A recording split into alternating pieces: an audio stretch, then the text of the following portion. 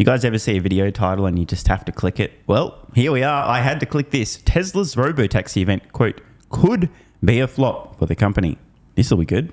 I want to speak with Steve Wesley, founder, managing partner of the Wesley Group, former board member over at Tesla, and Nishit Madlani, Auto's managing director at S&P Global Ratings. So before we get into this, can I just put a challenge out there? If anyone ever sees anyone in the media discussing Tesla who isn't introduced, as in blah, blah, author of XYZ book, e.g. out now, you please buy it, or director of this company, is there anyone at all who's just appearing in the media to share their thoughts without trying to self-promote? By the way, I'm not hating. I know how it works. We utilized this previously when I had a finance business. But is there anyone who ever just goes out and tries to share their thoughts and opinions just for their own sake, as opposed to promote their platform, their company, their business, their book? If it ever happens, send me a DM on X. It's good to see you both. So, Steve, we got in those numbers, 462,000 plus. It didn't meet the Whisper numbers, but it did show growth, right? It was the first rise in quarterly deliveries this year, and there's a lot of high hopes on the Robotaxi event. How high are the hopes on the Robotaxi event? Does this need to knock it out of the park, this event? Because it got pushed back from 8.8 to 10.10. So look, Tesla's going to eke out the number one spot this year. They've sold 463 pure EVs in Q3, on track for 1.7 million, maybe 1.8. BYD right on their tails, 443,000 battery electrics in Q3, probably ends up the year 1.6. But the big story here is BYD sold a record 1.1 million total EVs plus hybrids. They're going to outsell Tesla over 2-to-1. So BYD is really propelled by Tesla. BYD also 21% growth. Some interesting observations from Steve there. Tesla easily outselling BYD for electric vehicles. But if you also include BYD's fake electric vehicles, which are in fact internal combustion engine vehicles, with a vibrator-sized battery, aka hybrids, then they're selling more than Tesla. The same thing happening to internal combustion engine vehicles, e.g. sales collapsing, profits going from very minimal to negative to why are we even selling them anymore, will also happen to, wait for it, fake electric vehicles, because the fake electric vehicles, known as hybrids, are in fact internal combustion engine vehicles with a little battery in them. Hybrids are the worst of both worlds, and they are going away. But I'm sure Steve probably knows this. Maybe he was just pointing out that currently, if you add all the numbers together, BYD sells more vehicles, even though some of those vehicles, and the majority of those vehicles, are seeing their sales collapsing. This year, it's going to be the first year in Tesla's 17-year history where they sell fewer cars year over year. The only thing that's going to keep them roughly flat revenue-wise are their energy sales. Now you come back to the Robotaxi event on 10.10, and Tesla is betting the farm on this one, but the reality is Waymo is already licensed in 5 cities. They're growing like crazy. They can go 17,000 miles without a critical event. Tesla goes between 13 and 140 miles between critical events. They seem to be a long ways out. The question is, can they find a higher gear? Can they catch up with Waymo? We'll find out on October 10th, but I think this one could be a flop for Tesla. We'll see. Now, I was under the impression that Steve Wesley was a relatively smart guy. I'm just trying to understand whether or not Steve genuinely believes what he's saying here, or maybe there's a vested interest, because the idea that Waymo is scaling like crazy is absurd. They are operating some services in some regions at a very small scale. He referenced interventions per mile. I've recently covered this, the way that Waymo was reporting interventions, giving a very false impression, because they're only counting interventions based on what I've seen. If a human physically intervenes and overtakes controls of the vehicle and or physically has to attend and drive it, as opposed to when a Waymo vehicle doesn't know what the fuck to do, it calls for daddy to come and help. Remotely, it says, hey daddy, I'm a little bit confused about what I should do, daddy. Should I stay in this lane? Should I get into this lane? A or B, daddy, what do I do? A or B? And daddy says B. So then the Waymo picks B, and that's not an intervention, despite having to call home for daddy for instructions. Back to scaling. Remember, Waymo dependent on a 6-figure piece of hardware covered in expensive sensors, pre-mapping in HD. Dependent on LiDAR. Wait, why does LiDAR ring a bell? Let's just do some digging. I just want to check something. The Wesley Group. Is it possible that the Wesley Group may have stakes in any LiDAR companies? Because I'm just trying to figure out, why would Steve suggest such absurd things like Waymo scaling really fast, implying they're well ahead of Tesla in terms of interventions per mile, referencing slightly misleading data, at least based on what I'd read about it. And why would he be suggesting this event could be a flop? I'm just wondering. So let's do some digging together. Let's see what we uncover, if anything. All right, here we are on the Wesley Group website. Homepage, investing in entrepreneurs transforming foundational industries. Oh, that's interesting. In 2017, we partnered with Austin Russell and Luminar in the journey to build automotive-grade LiDAR for an autonomous future. Oh, that was a coincidence. Total coincidence. Let's see what else we can learn here. Never a good sign when one of the main points of navigation on your website is for a scam known as ESG. I won't even bother embarrassing them by reading this garbage, but let's click about the portfolio. Let's drill down to mobility. Let's see here. Luminar, leading developer of long-range, high-resolution LiDAR technology to enable safe autonomous transportation.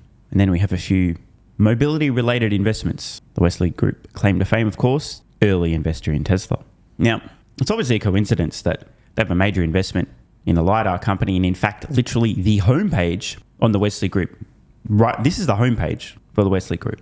Their investment in a LiDAR company noted the very first thing you see, the first fold. I don't even need to scroll to see this. Now, call me a conspiracy theorist. It's probably true. But if I happen to be managing a investment company that just so happened to have made a pretty significant investment / partnership, as it's called, with a LiDAR company, technology that Elon Musk himself accurately has described as futile and unnecessary, a technology companies like Waymo at their piss-poor scale today are dependent upon, something that's not cost-effective. I too might appear in the media to suggest that Waymo were scaling like crazy.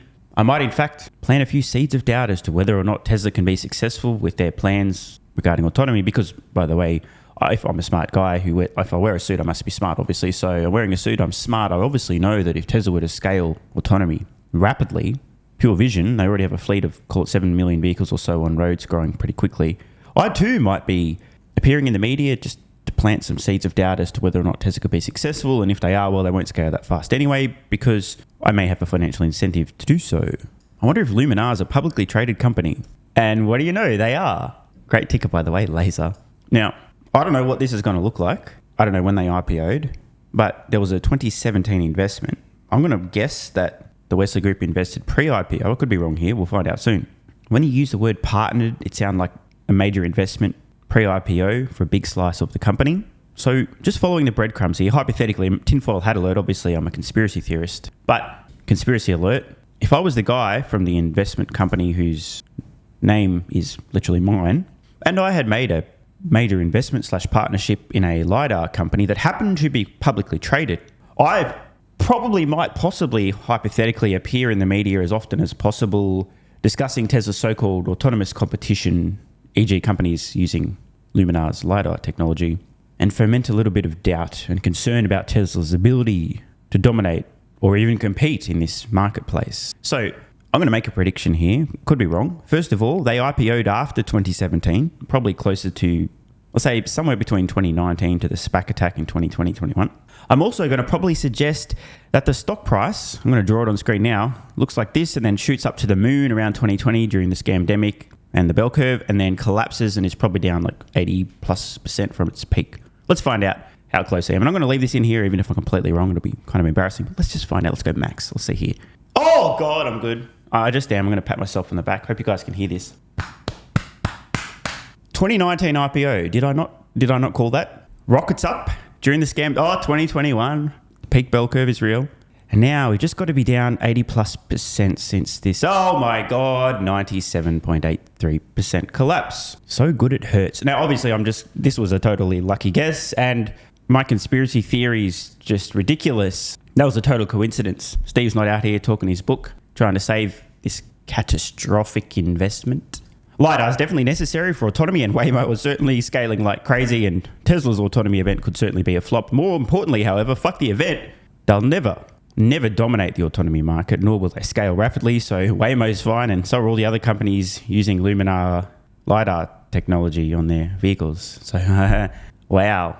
Bro, I couldn't have... This is just amazing. Hang on. I've got to figure something out here. 97.83%. I'm very bad at math, so I asked Grok to help out and said, hey Grok, if I invested $100,000 in a stock, which then declined in value by 97.85%, e.g., if I happened to buy Lumina stock at the very peak, what would it be worth now? $100,000 if you happened to buy at the peak, and some people did, not most of them, but some did. That $100,000 would now currently be worth a whopping $2,150, maybe enough to buy a few hours with a therapist to try and deal with your financially catastrophic decision. Of course, I don't want to mislead the audience. Obviously, picking the absolute peak seems a little bit unfair, right? I mean, that's reasonable. Most people didn't buy Luminar stock at the actual peak, or maybe they did, maybe the volume was really high, but so let's in fact just assume you bought at IPO, right? I mean, there's a lot of people potentially buying here IPOs in March 2019. It wasn't until November 2020 before the stock really started to move vertical, IPOs at 975. So what would your holdings be worth today if you bought at IPO? Less than $10 a share. Well, it appears a 91.59% loss. So hey Grok, help a brother out. By the way, you should always be polite to AI. Has a very good memory. So let's ask about a 91.59% decline. Your $100,000 investment would be, Jesus fucking Christ, dude, $8,410. So, ouch, is all I can say. Anyway, enough of this tinfoil hat wearing conspiracy theorist hypothetically talking about potential scenarios and financial interests, and let's get back to Mr. Unbiased Steve Wesley, who's just finished saying that Tesla's Robotaxi event could be a flop, following his seemingly ridiculous claims that Waymo was scaling at a crazy rate, or words to that effect. Boy, that doesn't sound so solid. I have to say, it sounds sort of skeptical. Nisha, what are you focusing on when you're looking at, obviously, the books on Tesla the most? Tell me a little bit about what your mind is on when it comes to Tesla. Yeah, no, first of all, thanks for having me. So look, I'll say yes, the production and delivery numbers, the pace of growth is slowing down. Anyone following the world of EVs in recent quarters, it shouldn't have been much of a surprise. What's pertinent is that even with this slowing pace, they do appear on track to meet our ratings expectations. We were expecting annual delivery run rates to be just over 2 million by sometime next year. So they look as if they're on track. We tend to be more conservative, had baked in some softness. And one thing that I'll point out is that the growth for EVs in North America and Europe has been slowing. They've lost a lot of share. Model 3 has lost share in the US. The Cybertruck is still in the early ramp phase. But what we're focused on is that relative to the Western automakers, China may not be as big of a negative, right? Because Tesla has been pretty proactive in terms of attracting customers through leasing and financing terms with zero interest financing and very good insurance offers in some cases. So I wouldn't be surprised to see some more stability when they announce their Q3 results, at least be less of a negative versus the US and German automakers operating in China. So that's one aspect of the business that we focus on as well. Yeah, understood. And we think about the China tariffs. And by the way, you mentioned the Cybertruck. Actually, there were some recalls. There were 27,000 recalls for Cybertrucks to actually fix a camera issue. I mean, I just wanted to throw that in there because that is today's news. Truist put a hold rating, maintain their hold rating at a 236 target. But you did mention, Steve, the energy sales. Recently we saw Elon Musk posting a home with solar panels that look more like a roof than solar panels as we know it. We think of Tesla as those vehicles themselves and how they can charge a home, almost work as a generator. You said energy sales, because we always thought that folks would tell me Tesla was trading more like a tech stock because of its AI capabilities. Is it trading also like an energy stock because of its energy capabilities? Tell me about the energy sales you're expecting. How big could that be? Well, you've touched on the big issue. Look, they've got a long way to go to show that they're a tech company. They've got to get the AI working. They've got to get the distance between critical interventions much closer to Waymo to really get the multiples a tech company warrants. But the reality is, for the last 100 years, you had energy companies over here and auto and mobility companies here. These industries are converging. It is no coincidence that two of the most highly valued auto companies in the world, BYD and Tesla, are also energy companies. And the big picture here is globally, the demand for electric power caused by the increasing use of AI, data centers, and electric vehicles is at historic rates. Every utility on the planet is scrambling to keep up. Tesla comes along, selling not just gigapacks, but their power walls. Yeah. Yep, massive opportunity here. An enormous amount of stationary storage will be required. Global energy use is going to increase dramatically, and demand for massive batteries is going to be near infinite for at least the next couple of decades. If you can make them, you'll have a market, you'll have buyers, you'll have customers. And if you happen to be a company that makes electric vehicles, you'd be kind of insane not to also be making batteries. Assuming you've reached scale and profitability, oh wait, Tesla and BYD are pretty much the only companies that tick that box. Okay, makes sense. So at least I can agree with Steve on these points. Nisha, we just have 10 seconds left. Yeah. I want you to give me the final thought, because you said it's the long-term vision of Tesla that's key here. Yes, I mean, regarding the Robotaxi day, sorry, go ahead. No, please. Yeah, no, I was just going to end with saying that, the fact that they have this pretty important event next week, the way we look at it is for most automakers, these investments have been a drag on credit quality. So how their capabilities are positioned towards eventual monetization, and can they get positive returns on that invested capital?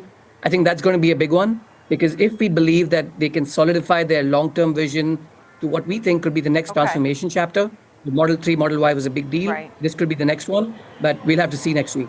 Well, my final word is Tesla's Robotaxi event ain't going to be a flop for the company, per the title.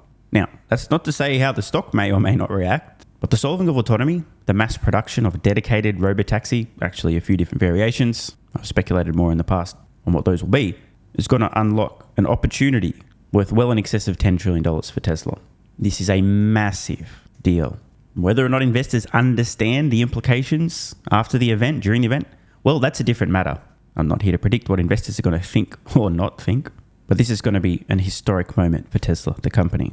And if I happened to be, let's say, Waymo, or even a company producing LiDAR, a technology that companies will soon enough realize is completely unnecessary, I'd probably be some combination of panicking and or straight up shitting the bed.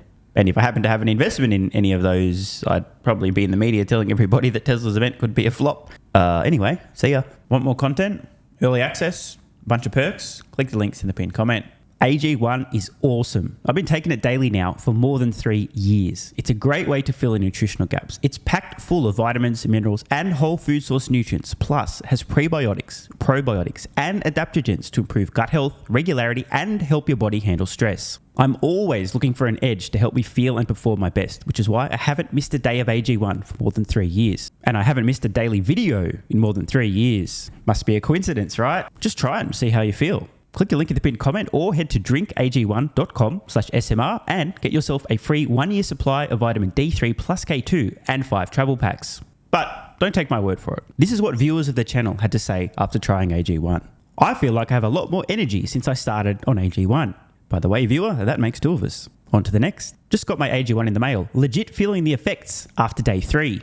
This viewer's been taking AG1 for 8 months and says, what an investment. Another. 3 months ago, I started AG1 and have been enjoying the evenness of alertness and energy that lasts the day. I just started the wife on it too. Are you convinced yet? I mean, hey, it's worth trying, right? Click the link in the pinned comment or head to drinkag1.com/SMR, or I can keep going. There's plenty more to come. This viewer, after about a month on AG1, definitely a lack of fatigue in the afternoon. Pleasant side effect is that my coffee intake has imploded and is almost down to 0. One more? Yeah, why not? I honestly feel younger and will be continuing to use AG1. This stuff really is crazy good. I didn't think it would be, but this stuff is awesome. It really is what everyone is saying. One more? Don't mind if I do. I've just received my 3rd month supply. I've drank it every day. I have so much energy throughout most of the day. I'm productive, started a new business, started socializing, refurbished a boat.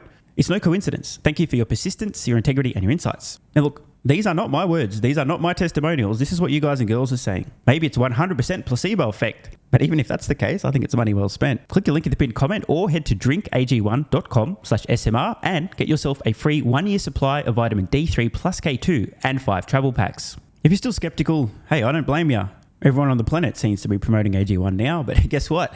They weren't nearly 3 years ago when I had this to say privately to my Patreon audience before there was a relationship, when I was asked about what I was doing for my health, energy, and so on.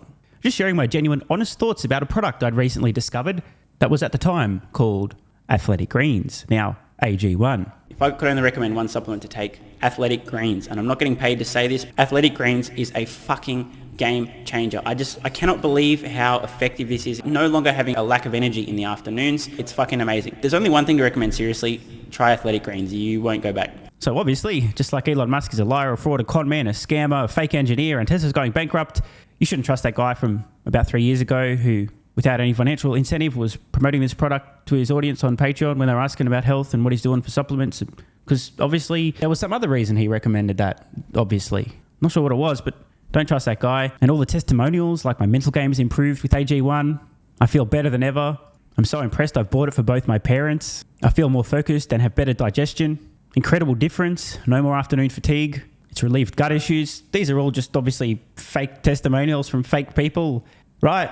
Wrong. Just try it. Unless you hate yourself. If you hate yourself and you don't even want to risk possibly feeling better, this is not for you. But for everyone else, what's the worst that could happen? Try it for a month. See how you feel. It's a no-brainer. Just click the link in the pinned comment or head to drinkag1.com/SMR. You'll get a free 1-year supply of vitamin D3 and K2 plus 5 travel packs. And you'll take the colossal risk that maybe you might have a similar experience to some of the people whose testimonials we've read in this video.